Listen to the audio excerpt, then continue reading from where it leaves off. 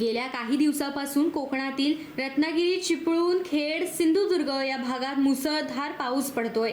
त्यातच किनारपट्टी भागातील समुद्र देखील खवळलेला दिसतोय।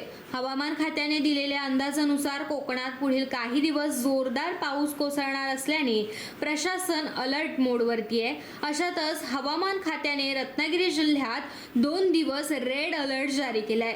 रत्नागिरी खेडमधील जगबुडी नदीच्या पाण्याची पातळी वाढली असून जगबुडी नदी ही इशारा पातळीच्या वर पोहोचली आहे। जगबुडी नदीची पाणी पातळी आणखी वाढण्याची शक्यता आहे। मात्र सध्या होणाऱ्या मुसळधार पावसामुळे नदीतील पाणी रस्त्यावर यायला सुरुवात झाली आहे। पावसाचा जोर कायम राहिला तर रस्ता, मार्केट आणि पूल पाण्याखाली जाण्याची शक्यता आहे।